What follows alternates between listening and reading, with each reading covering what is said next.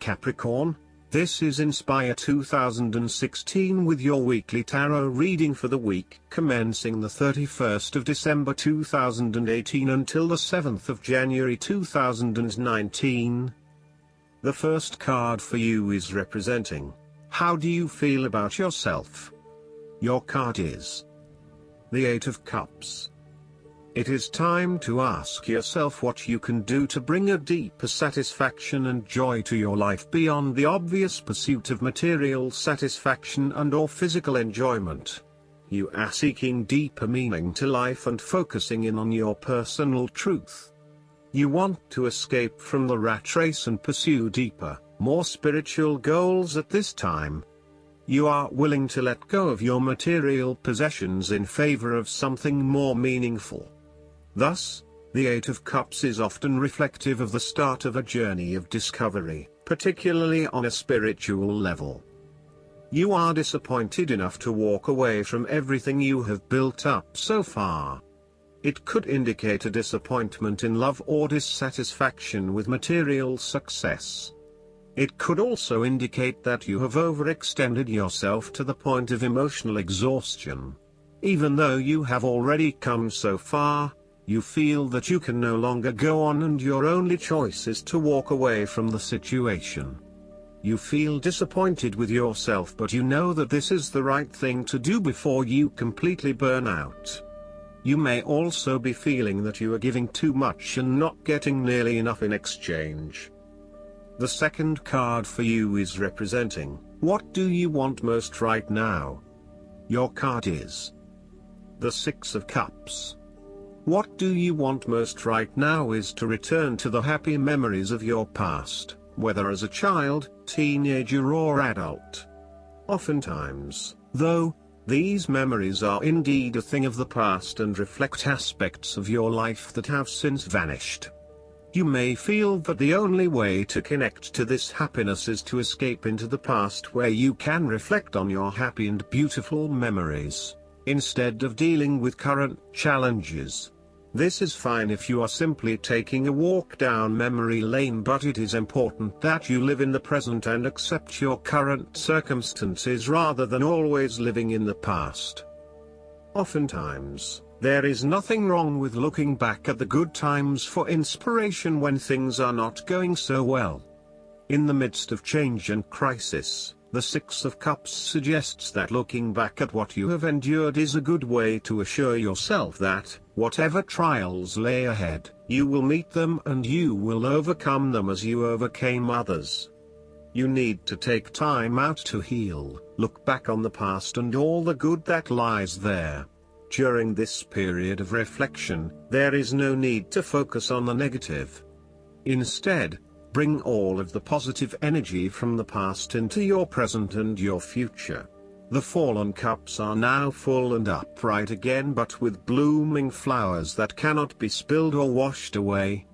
Now that you have looked back, the way forward will be clear and enlightening. The third card for you is representing your fears.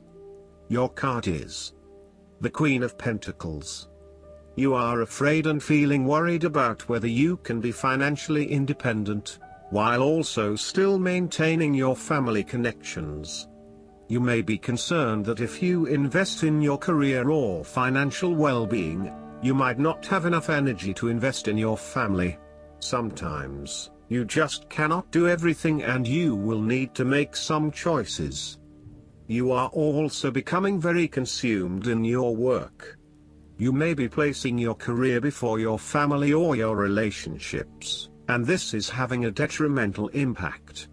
Of course, this may be okay on a temporary basis, but you need to assess its long-term impact.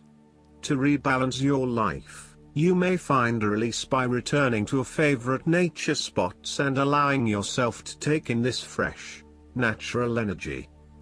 You may also find that you become a bit of a homebody and somewhat isolated from others. If so, you need to fight this urge and keep in touch with your friends and family, as they will be a great help and support to you. The fourth card for you is representing what is going for you. Your card is the Ace of Cups. This card can indicate the start of a new relationship, be it a friendship or a romance. This is one of those relationships where you feel happy and you are so pleased to have met someone with whom you can share a special connection. The water in the card reflects the flow of emotion, and thus the Ace of Cups suggests that positive emotion and energy will be created between two people in a way that leaves you feeling good about yourself and life in general. You need to experience the feeling of new love or of giving and receiving unconditional love. Give and accept love on a new level and open your heart to what is around you. Your loving ways will magnetize love to you. This card often means that love is the essence of the situation. It may or may not be romantic love. Look for ways in which you can begin to connect with others. Do you have someone to forgive, or do you want to ask for forgiveness? Can you set aside your anger and find peace? Would you like to drop your reserve and let your feelings show? This is a peaceful time in your life, so use it and make peace with friends or yourself. The Ace of Cups is also about creative expression, particularly where there is an opportunity to allow your emotions to shine through. You are very open to experiencing your inner feelings and sharing them with others. You may be inspired to start a new creative project, take up an art class or two, or even engage in interpretative dance. You are at that point in your life where you feel comfortable with who you are and what you feel, and you are not afraid to express that part of yourself to others. You see new potential in allowing your creative juices to flow, and as such, you are open to new possibilities and stimulating your imagination to allow your talent to unfold. The fifth card for you is representing what is going against you. Your card is the Nine of Swords. You are full of fear, worry, anxiety and not being able to sleep because your thoughts are running at 100 miles an hour. You are working yourself up and becoming incredibly stressed and anxious when, really, this does not have to be a complicated issue. You have a tendency to get very worked up about how bad a situation appears, losing sight of what it is really happening and what opportunities are available to you. What is needed here is for you to stop and objectively examine the reality of the situation. Bring yourself back to earth by uncovering your fears and anxieties and working to reduce the impact of those fears and anxieties on your life. Know that it is going to be okay, no matter what. Overall, your worry and despair may actually be causing you harm. The more you worry about something, the more likely it is you will manifest your worst nightmares. Do not let this nightmare become your reality. Take a deep breath and realize that life is not as bad as it seems, and that the more you worry, the more harm you are doing to yourself. The last card for you is representing the likely outcome that you may have. Your card is the Six of Pentacles. Now that you have lived through the darkness long enough to see the inner light, it is time to help others who are not so fortunate. Consider giving to charity or reaching out a helping hand to someone who needs your support. The generosity of the Six does not limit itself to money and material things. Giving of your time or your wisdom is often just as spiritually fulfilling as giving away money or gifts, and the intangible gift of your presence is received just as well, if not better.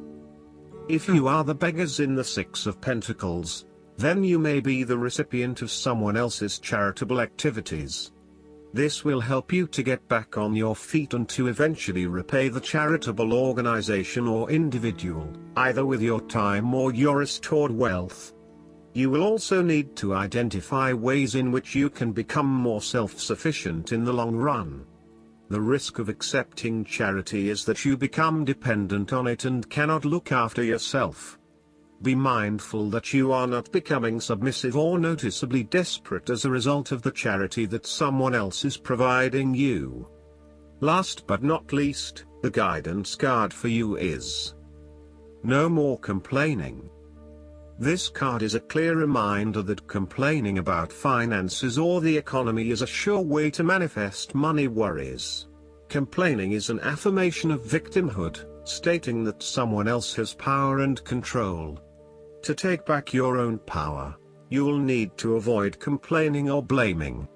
This doesn't mean that you should stuff down financial fears or pretend that everything's okay.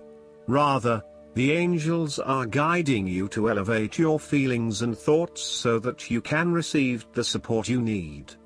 Try this, go a whole hour without complaining, silently or aloud, and notice how you feel. Then go another hour, and another.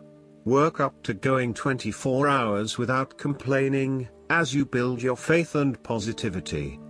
Just as complaining instantly attracts something new to complain about, so too does positivity attract wonderful experiences and feelings.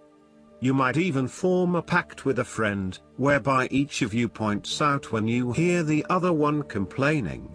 Since complaining can be an unconscious habit, this partnership can help you to fine-tune your new abundance vocabulary. I hope that you enjoy everything, and if you like the reading, just please click subscribe and you will get instant notifications every time we publish a new video right to your YouTube.